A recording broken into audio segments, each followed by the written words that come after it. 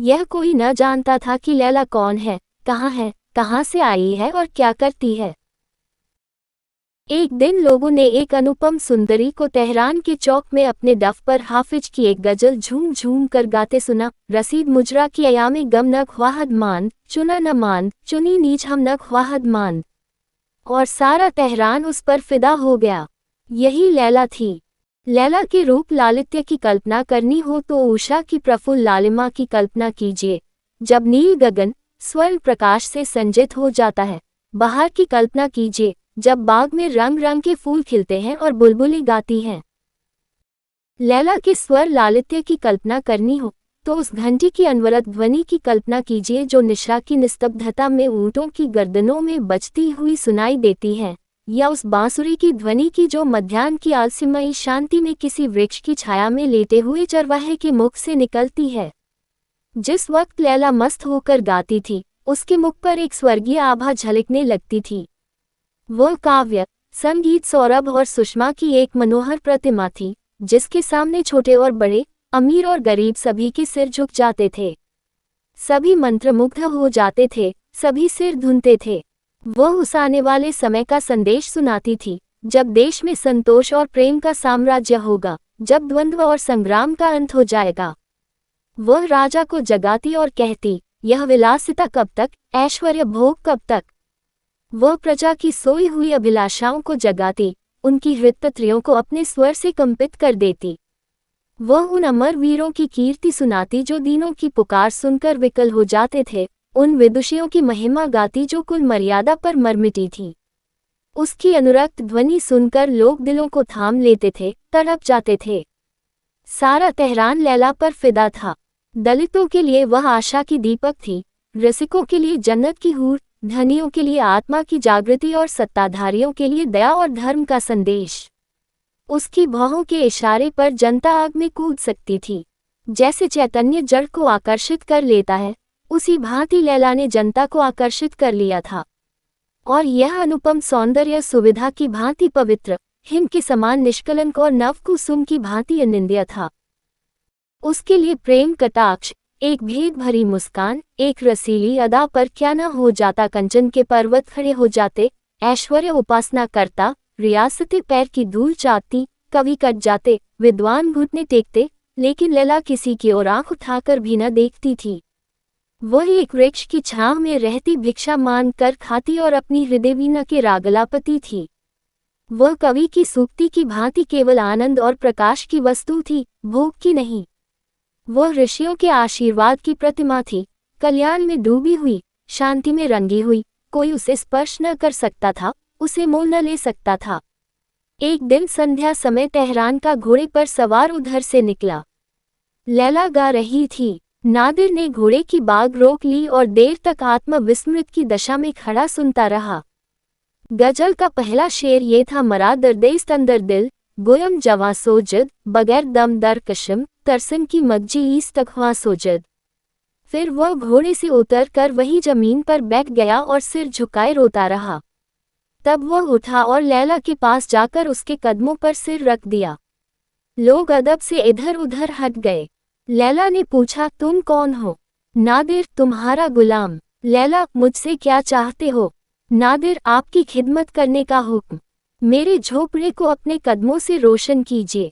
लैला, यह मेरी आदत नहीं शहजादा। फिर वहीं बैठ गया और लैला फिर गाने लगी, लेकिन गला थर्राने लगा, मानो वीणा का कोई तार टूट गया हो।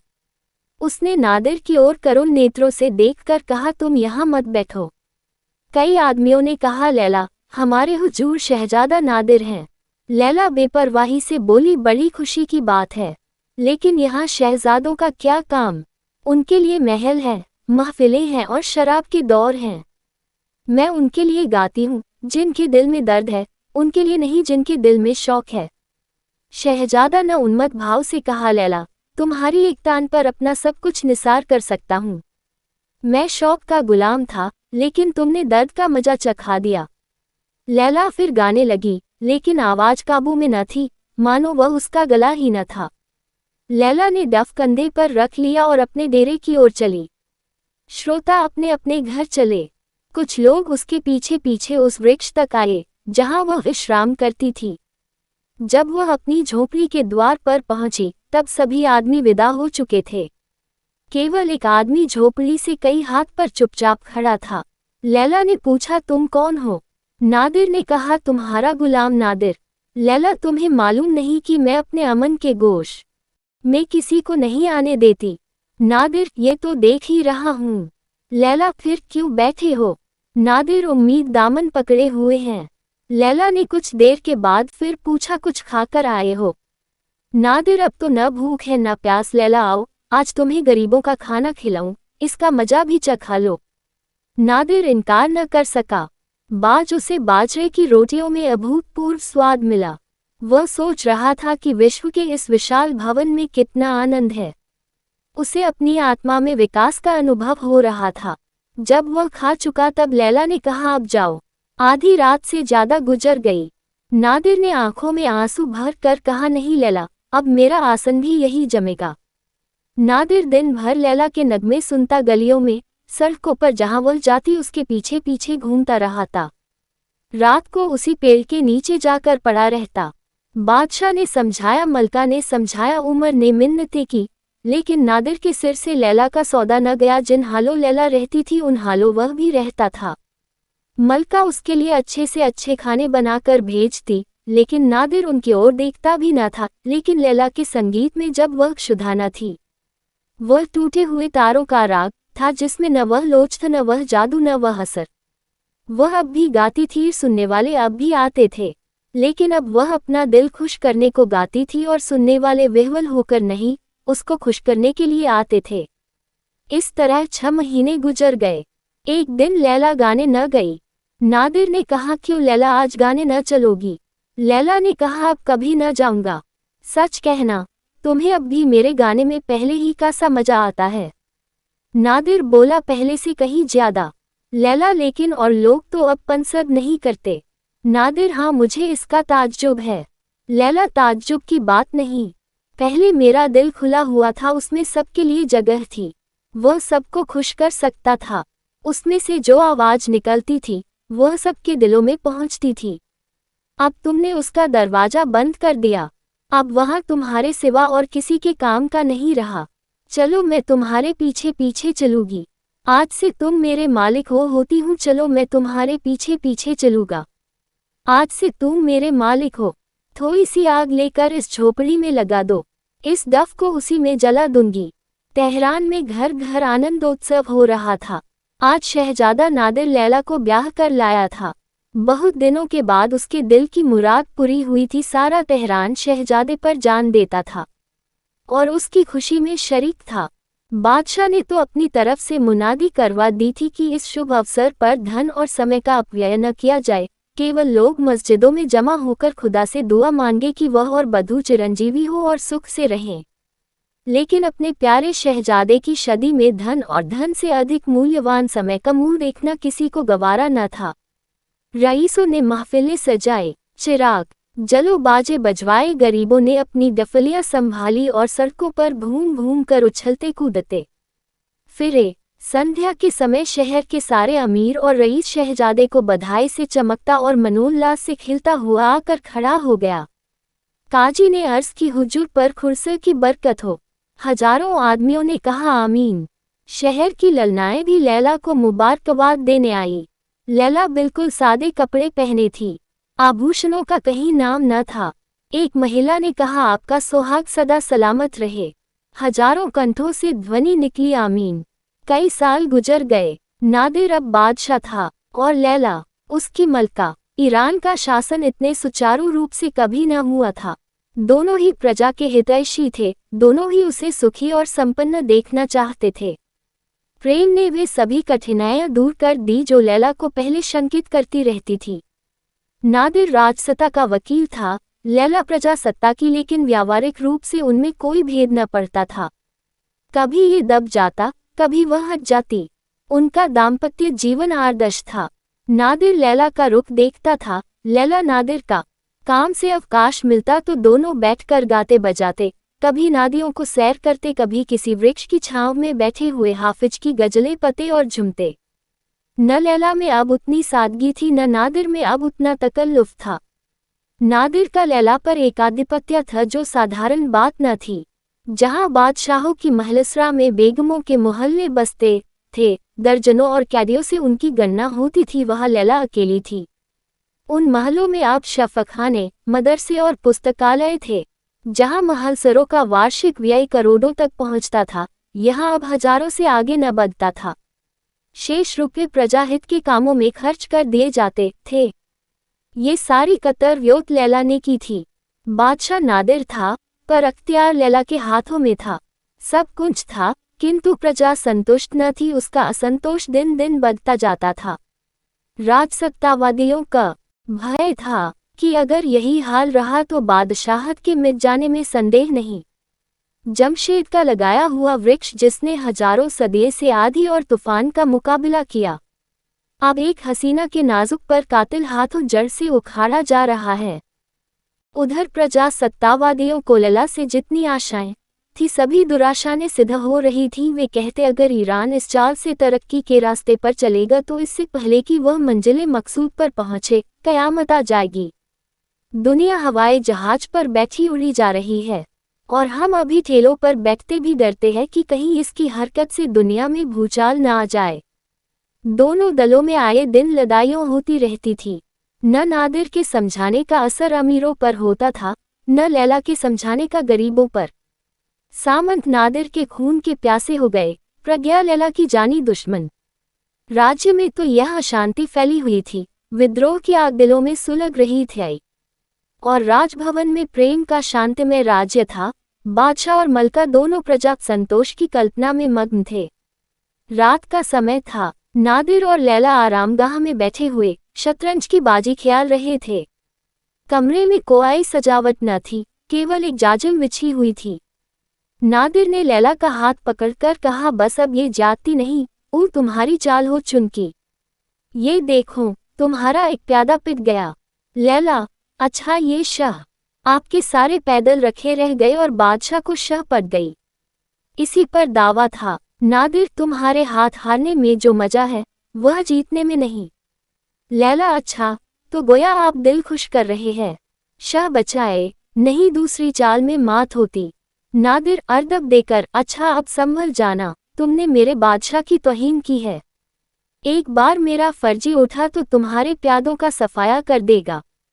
लैला, बसंत की भी खबर है, आपको 2 बार छोड़ दिया, अब की हरगिज न छोड़ूंगी।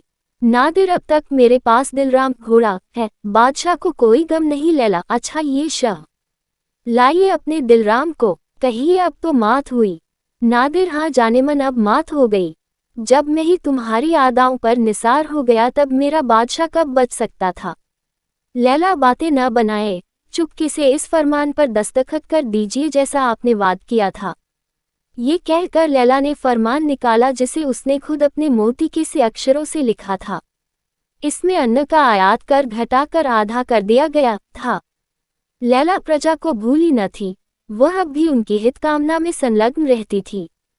नादिर ने इस शर्त पर फरमान पर दस्तखत करने का वचन दिया था कि लैला उसे शतरंज में 3 बार मात करे। वह सिद्धहस्त खिलाड़ी था, इसे लैला जानती थी, पर यह शतरंज की बाजी न थी, केवल विनोद था।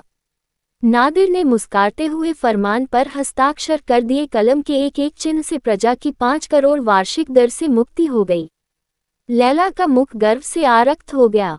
जो काम बरसों के आंदोलन से न हो सकता था, वह प्रेम कटाक्षों से कुछ ही दिनों में पूरा हो गया। ये सोचकर वह फूली न समाती थी कि जिस वक्त वह फरमान सरकारी पत्रे मन प्रकाशित हो जाएगा और व्यवस्थापिका सभा के लोगों को इसके दर्शन होंगे, उस वक्त प्रजावादियों को कितना आनंद होगा। लोग मेरा यश गाएंगे और मुझे आशीर्वाद देंगे। नादिर प्रेम मुग्ध होकर उसके चंद्रमुख की ओर देख रहा था, मानो उसका वश होता तो सौंदर्य की इस प्रतिमा को हृदय में बिठा लेता। सहसा राज्य भवन के द्वार पर शोर मचने लगा। एक क्षण में मालूम हुआ कि जनता का टीडी दल अस्त्र शस्त्र से सुसज्जित राजद्वार पर खड़ा दीवारों को तोड़ने की चेष्टा कर रहा है। प्रतिक्षण शारे बढ़ता जाता था और ऐसी आशंका होती थी कि क्रोधोन्मत्त जनता द्वारों को तोड़कर भीतर घुस आएगी। फिर ऐसा मालूम हुआ कि कुछ लोग सीढ़ियां लगाकर दीवार पर चढ़ रहे हैं। लैला लज्जा और ग्लानि से सिर झुकाया खड़ी थी, उसके मुख से एक शब्द भी न निकलता था। क्या यही वह जनता है जिनके कष्टों की कथा कहते हुए उसकी वाणी उन्मत्त हो जाती थी? यही वह अशक्त, दलित, क्षुधा, पीड़ित, अत्याचार की वेदा से तड़पती हुई जनता है जिस पर वह अपने को अर्पण कर चुकी थी। नादिर भी मौन खड़ा था, लेकिन लज्जा से नहीं, क्रोध से उसका मुख तमतमा उठा था। आंखों से चिरगारियां निकल रही थी, बार बार ओठ चबाता और तलवार के कब्जे पर हाथ रखकर रह जाता था। वह बार बार लैला की ओर संतप्त नेत्रों से देखता था। जरा इशारे की देर थी, उसका हुक्म पाते ही उसकी सेना इस विद्रोही दल को यूं भगा देगी जैसे आंधी परतों को उड़ा देती है, पर लैला से आंखें न मिलती थी। आखिर वह अधीर होकर बोला, लैला, मैं राजसेना को बुलाना चाहता हूँ, क्या कहती हो? लैला ने दीनतापूर्ण नेत्रों से देखकर कहा, जरा ठहर जाए, पहले इन लोगों से पूछिए कि चाहते क्या है। आदेश पाते ही नादिर छत पर चढ़ गया। लैला भी उस पीछे पीछे ऊपर आ पहुंची। अब जनता के सम्मुख आकर खड़े हो गए। मशालों के प्रकाश में लोगों ने इन दोनों को छत पर खड़े देखा, मानो आकाश से देवता उतर आए हों। सहस्त्रों से ध्वनि निकली, वह खड़ी है लैला, वह खड़ी। ये वह जनता थी जो लैला के मधुर संगीत पर मस्त हो जाया करती थी। नादिर ने उच्च स्वर से विद्रोहियों को संबोधित किया, ईरान की बदनसीब रियाया, तुमने शाही महल को क्यों घेर रखा है? क्यों बगावत का झंडा खड़ा किया है? क्या तुमको मेरा और अपने खुदा का बिल्कुल खौफ किया है? क्या तुम नहीं जानते कि मैं अपनी आंखों के एक इशारे से तुम्हारी हस्ती खाक में मिला सकता हूँ? मैं तुम्हें हुक्म देता हूँ कि एक लम्हे के अंदर यहाँ से चलो जाओ, वरना कलामे पाक की कसम, मैं तुम्हारे खून की नदी बहा दूंगा। एक आदमी ने, जो विद्रोहियों का नेता मालूम होता था, सामने आकर कहा, हम उस वक्त तक न जाएंगे जब तक शाही महल लैला से खाली न हो जाएगा। नादिर ने बिगड़कर कहा, ओ नाशुक्रो, खुदा से डरो, तुम्हें अपनी मलका की शान में ऐसी बेअदबी करते हुए शर्म नहीं आती? जब से लैला तुम्हारी मलका हुई है, उसने तुम्हारे साथ कितनी रियायतें की है? क्या उन्हें तुम बिल्कुल भूल गए? जालिमो, वह मलका है, पर वही खाना खाती है जो तुम कुत्तों को खिला देते हो, वही कपड़े पहनती है जो तुम फकीरों को दे देते हो। आकर महलसरा में देखो, तुम इसे अपने झोपड़ों ही की तरह तकल्लुफ़ और सजावट से खाली पाओगे। लैला तुम्हारी मलका होकर भी फकीरों की जिंदगी बसर करती है, तुम्हारी खिदमत में हमेशा मस्त रहती है। तुम्हें उसके कदमों की खाक माथे पर लगानी चाहिए, आंखों का सुरमा बनाना चाहिए। ईरान के तख्त पर कभी ऐसी गरीबों पर जान देने वाली, उनके दर्द में शरीक होने वाली, गरीबों पर अपने को निसार करने वाली मलका ने कदम नहीं रखे, और उसकी शान में तुम ऐसी बेहुदा बातें करते हो। अफसोस, मुझे मालूम हो गया कि तुम जाहिल, इंसानियत से खाली और कमीने हो। तुम इसी काबिल हो कि तुम्हारी गर्दन कुन छुरी से काटी जाए, तुम्हें पैरों तले रौंदा जाए। नादिर बात भी पूरी न कर पाया था कि विद्रोहियों ने एक स्वर से चिल्लाकर कहा, लैला हमारी दुश्मन है, हम उसे अपनी मलका की सूरत में नहीं देख सकते। नादिर ने जोर से चिल्लाकर कहा, जालिमो, जरा खामोश हो जाओ, ये देखो वह फरमान है जिस पर लैला ने अभी अभी मुझसे जबरदस्ती दस्तखत कराए हैं। आज से गले का महसूल घटाकर आधा कर दिया गया है और तुम्हारे सिर से महसूल का बोझ 5 करोड़ कम हो गया है। हजारों आदमियों ने शोर मचाया, यह महसूल बहुत पहले बिल्कुल माफ हो जाना चाहिए था। हम एक कौड़ी नहीं दे सकते।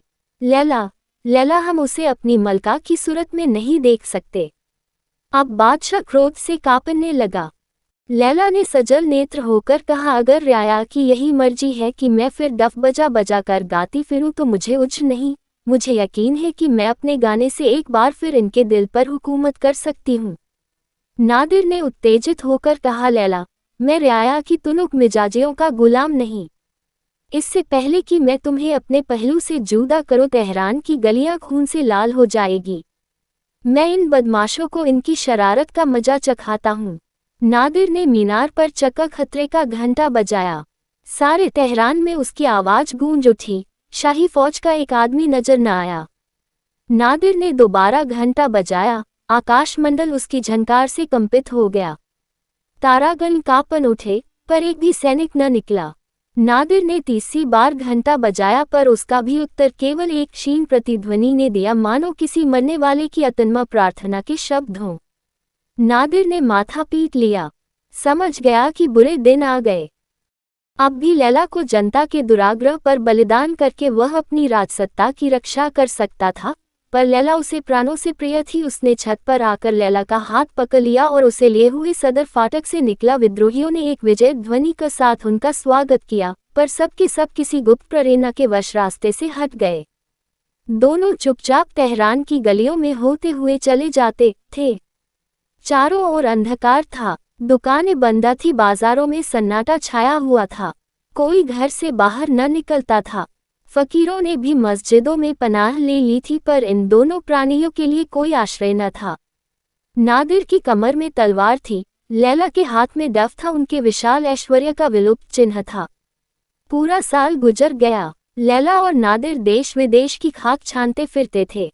समरकंद और बुखारा, बगदाद और हलब, काहिरा और अदन, ये सारे देश उन्होंने छान डाले। लैला की डफ फिर जादू करने मेला लगी। उसकी आवाज सुनते ही शहर में हलचल मच जाती, आदमियों का मेला लग जाता, आवभगत होने लगती। लेकिन ये दोनों यात्री कहीं एक दिन से अधिक न ठहरते थे, न किसी से कुछ मांगते न किसी के वार पर जाते। केवल रूखा सूखा भोजन कर लेते और कभी किसी वृक्ष के नीचे, कभी पर्वत की गुफा में और कभी सड़क के किनारे रात काट देते थे। संसार के कठोर व्यवहार ने उन्हें विरक्त कर दिया था, उसके प्रलोभन से कोसों दूर भागते थे।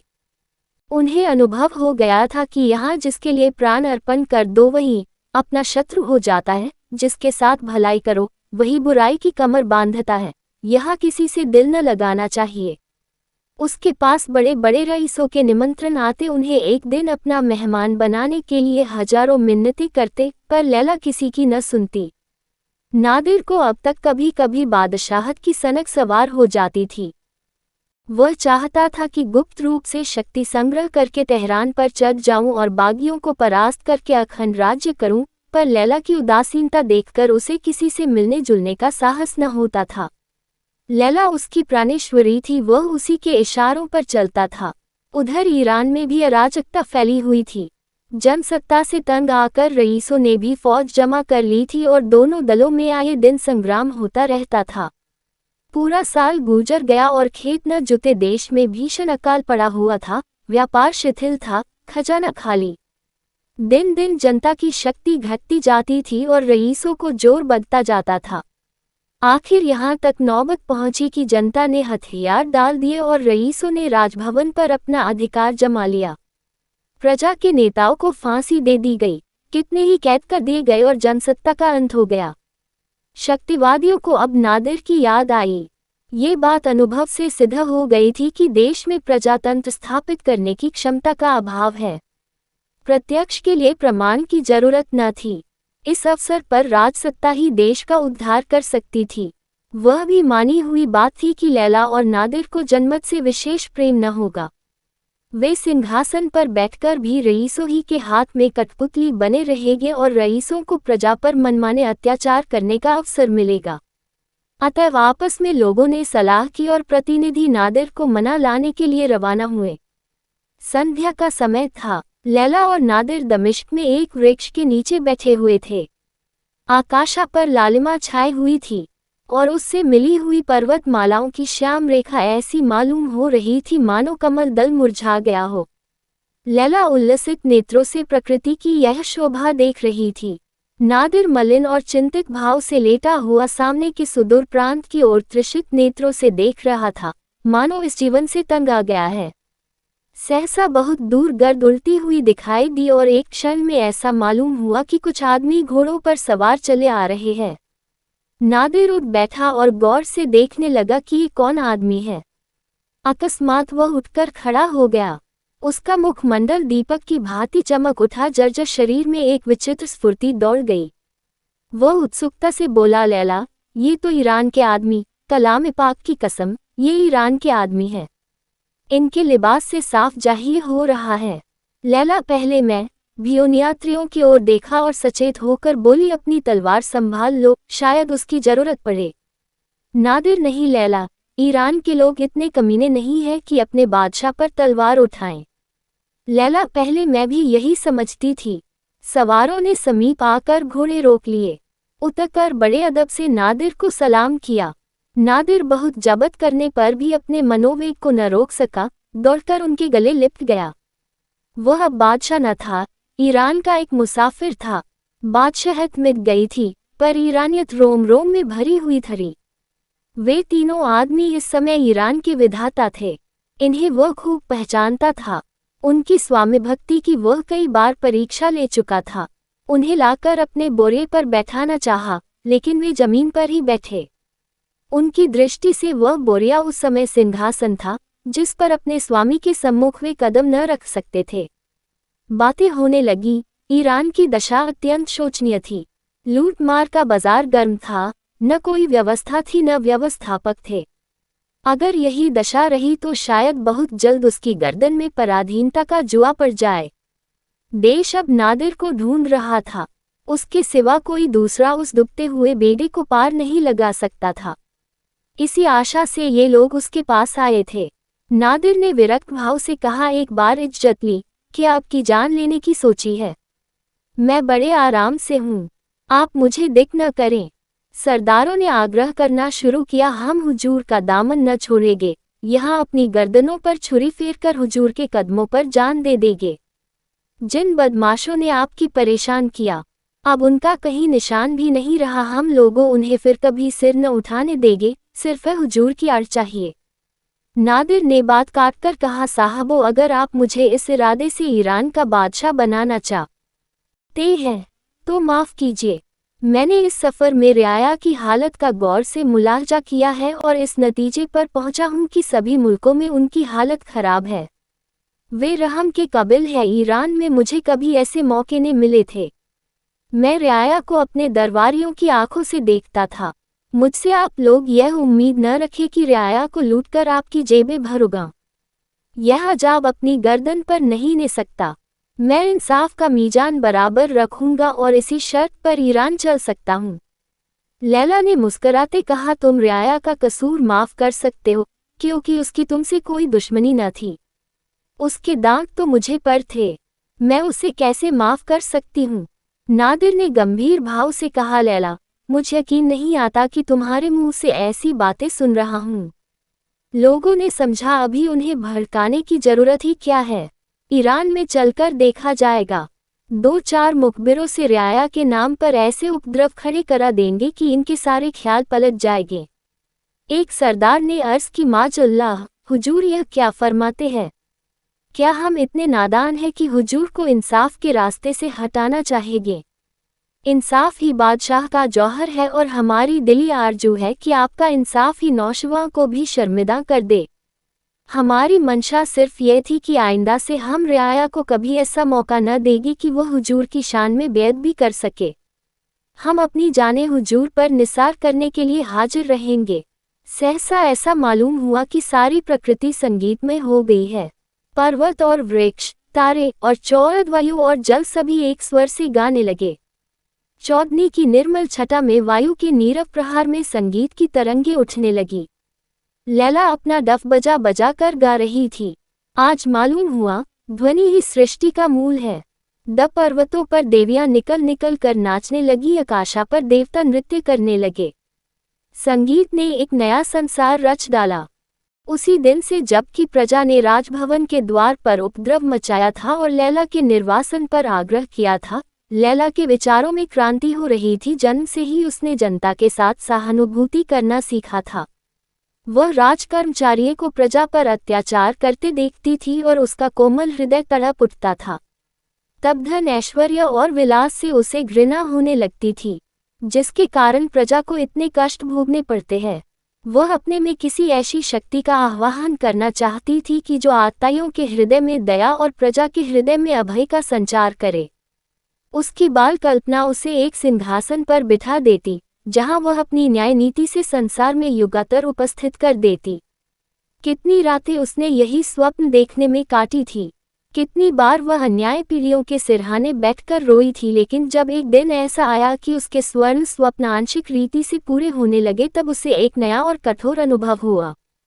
उसने देखा, प्रजा इतनी सहनशील, इतनी दीन और दुर्बल नहीं है जितना वह समझती थी। इसकी अपेक्षा उसमें ओछेपन, अविचार और अशिष्टता की मात्रा कहीं अधिक थी। वह सद्व्यवहार की कद्र करना नहीं जानती, शक्ति पाकर उसका सदुपयोग नहीं कर सकती। उसी दिन से उसका दिल जनता से फिर गया था। जिस दिन नादिर और लैला ने फिर तेहरान में पदार्पण किया, सारा नगर उनका अभिवादन करने के लिए निकल पड़ा। शहर पर आतंक छाया हुआ था। चारों ओर करुण रुदन की ध्वनि सुनाई देती थी। अमीरों के मोहल्ले में श्री लौटती फिरती थी, गरीबों के मोहल्ले उजड़े हुए थे। उन्हें देखकर कलेजा फटा जाता था। नादिर रो पड़ा, लेकिन लैला के होठों पर निष्ठुर निर्दय हास्य छटा दिखा रहा था। नादिर के सामने अब एक विकट समस्या थी। वह नित्य देखता कि मैं जो करना चाहता हूँ वह नहीं होता और जो नहीं करना चाहता वह होता है, और इसका कारण लैला है, पर कुछ कह न सकता था। लैला उसके हर एक काम में हस्तक्षेप करती रहती थी। वह जनता के उपकार और उद्धार के लिए विधान करता, लैला उसमें कोई न कोई विधन अवश्य डाल देती और उसे चुप रह जाने के सिवा और कुछ न सूझता। लैला के लिए उसने एक बार राज्य का त्याग कर दिया था, तब आपत्तिकाल ने लैला की परीक्षा की थी। इतने दिनों की विपत्ति में उसे लैला के चरित्र का जो अनुभव प्राप्त हुआ था, वह इतना मनोहर, इतना सरस था कि वह लैलामय हो गया था। लैला ही उसका स्वर्ग थी, उसके प्रेम में रत रहना ही उसकी परम अभिलाषा थी। इस लैला के लिए वह अब क्या कुछ न कर सकता था। प्रजा की और साम्राज्य की उसके सामने क्या हस्ती थी। इसी भांति 3 साल बीत गए। प्रजा की दशा दिन दिन बिगड़ती ही गई। एक दिन नादिर शिकार खेलने गया और साथियों से अलग होकर जंगल में भटकता फिरा, यहाँ तक कि रात हो गई और साथियों का पता न चला। घर लौटने का भी रास्ता न जानता था। आखिर खुदा का नाम लेकर वह एक तरफ चला कि कहीं तो कोई गांव या बस्ती का नाम निशान मिलेगा, वहां रात भर पर रहूंगा, सवेरे लौट जाऊंगा। चलते चलते जंगल के दूसरे सिरे पर उसे एक गांव नजर आया, जिसमें मुश्किल से 3-4 घर होंगे। हाँ, एक मस्जिद अलबत्ता बनी हुई थी। मस्जिद में एक दीपक टिमटिमा रहा था, पर किसी आदमी या आदमजात का निशान न था। आधी रात से ज्यादा बीत चुकी थी, इसलिए किसी को कष्ट देना भी उचित न था। नादिर ने घोड़े का एक पैर सा बांध दिया और उसी मस्जिद में रात काटने की ठानी। वहां एक फटी सी चटाई पड़ी हुई थी, उसी पर लेट गया। दिन भर तक सोता रहा, पर किसी की आहट पाकर चौंका तो क्या देखता है कि एक बूढ़ा आदमी बैठा नमाज पढ़ रहा है। उसे यह खबर न थी कि रात गुजर गई और यह फजर की नमाज है। वह पड़ा पड़ा देखता रहा। वृद्ध पुरुष ने नमाज अदा कही, फिर वह छाती के सामने अजिल फैलकर दुआ मांगने लगा। दुआ के शब्द सुनकर नादिर का खून सर्द हो गया। वह दुआ उसके राज्यकाल की ऐसी तीव्र, ऐसी वास्तविक, ऐसी शिक्षाप्रद आलोचना थी जो आज तक किसी ने न की थी। उसे अपने जीवन में अपना अपयश सुनने का अवसर प्राप्त हुआ। वह ये तो जानता था कि मेरा शासन आदर्श नहीं है, लेकिन उसने कभी यह कल्पना न की थी कि प्रजा की विपत्ति इतनी असत्य हो गई है। दुआ ये थी, ए खुदा, तू ही गरीबों का मददगार और बेकसों का सहारा है। तू इस जालिम बादशाह के जुल्म देखता है और तेरा वहर उस पर नहीं गिरता। ये बेदीन काफिर एक हसीन औरत की मोहब्बत में अपने को इतना भूल गया है कि न आंखों से देखता है, न कानों से सुनता है।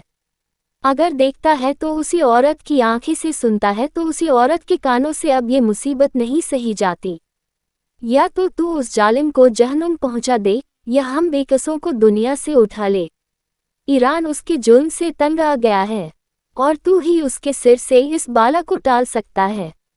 बूढ़े ने तो अपनी छड़ी संभाली और चलता हुआ, लेकिन नादिर मृतक की भांति वहीं पड़ा रहा, मानो उसे पर बिजली गिर पड़ी हो। 1 सप्ताह तक नादिर दरबार में न आया, न किसी कर्मचारी को अपने पास आने की आज्ञा दी। दिन के दिन अंदर पड़ा सोचा करता कि क्या करूं। नाम मात्र को कुछ खा लेता। लैला बार बार उसके पास जाती और कभी उसका सिर अपनी जांघ पर रखकर, कभी उसके गले में बाहें डालकर पूछती, तुम क्यों इतने उदास और मलिन हो। नादिरा उसे देखकर रोने लगता, पर मुंह से कुछ न कहता। यश या लैला, यही उसके सामने कठिन समस्या थी। उस हृदय में भीषण द्वंद्व रहा था और वह खुद निश्चय न कर सकता था। यश प्यारा था, पर लैला उससे भी प्यारी थी। वह बदनाम होकर जिंदा रह सकता था। लैला उसके रोम रोम में व्याप्त थी। अंत को उसने निश्चय कर लिया, लैला मेरी है, मैं लैला का हूँ। न मैं उससे अलग, न वह मुझे इस जुदा। जो कुछ वह करती है मेरा है, जो मैं करता हूँ उसका है यहाँ मेरा और तेरा का भेद ही कहाँ। बादशाहत नश्वार है, प्रेम अमर। हम अनंत काल तक एक दूसरे के पहलू में बैठे हुए स्वर्ग के सुख भोगेंगे। हमारा प्रेम अनंत काल तक आकाश में तारे की भांति चमकेगा। नादिर प्रसन्न होकर उठा। उसका मुखमंडल विजय की लालिमा से रंजित हो रहा था। आंखों में शौर्य टपका पड़ता था। वह लैला के प्रेम का प्याला पीने जा रहा था, जिसे 1 सप्ताह से उसने मुंह नहीं लगाया था। उसका हृदय उसी उमंग से उछलता पड़ता था जो आज से 5 साल पहले उठा करती थी। प्रेम का फूल कभी नहीं मुरझाता, प्रेम की नींद कभी नहीं उतरती। लेकिन लैला की आरामगाह के द्वार बंद थे और उसका उफ जो द्वार पर नित्य एक खूंटी से लटका रहता था, गायब था। नादिर का कलेजा सनसा हो गया। द्वार बंद रहने का आशय तो ये हो सकता है कि लैला बाग में होगी, लेकिन उफ कहाँ गया? संभव है वो उफ लेकर बाग में गई हो, लेकिन यह उदासी क्यों छाई है? ये हसरत क्यों बरस रही है? नादिर ने कांपते हुए हाथों से द्वार खोल दिया। लैला अंदर न थी, पनगल बिछा हुआ था, शमा जल रही थी, वजू का पानी रखा हुआ था। नादिर के पाँव थर्राने लगे। क्या लैला रात को भी नहीं सोती? कमरे की एक एक वस्तु में लैला की याद थी, उसकी तस्वीर थी ज्योतिहीन नेत्र। नादिर का दिल भर आया। उसकी हिम्मत न पड़ी कि किसी से कुछ पूछे। हृदय इतना कातर हो गया कि हतबुद्धि की भांति फर्श पर बैठकर बिलक बिलक कर रोने लगा। जब जरा आंसू थमे तब उसने बिस्तर को सूंघा कि शायद लैला के स्पर्श की कुछ गंध आए, लेकिन खस और गुलाब की महक का सिवा और कोई सुगंध न थी। सहसा उसे तकिए के नीचे से बाहर निकला हुआ एक कागज का पुर्जा दिखाई दिया। उसने एक हाथ से कलेजे को संभाल कर पुर्जा निकाल लिया और सहमी हुई आंखों से उसे देखा। एक निगाह में सब कुछ मालूम हो गया। वह नादिर की किस्मत का फैसला था। नादिर के मुंह से निकला, हाय लैला, और वह मूर्छित होकर जमीन पर गिर पड़ा। लैला ने पुर्जे में लिखा था, मेरे प्यारे नादिर, तुम्हारी लैला तुमसे जुदा होती है हमेशा के लिए। मेरी तलाश मत करना, तुम मेरा सुराग न पाओगे। मैं तुम्हारी मोहब्बत की लौड़ी थी, तुम्हारी बादशाहत की भूख ही नहीं। आज 1 हफ्ते से देख रही हूँ तुम्हारी निगाह फिरी हुई है।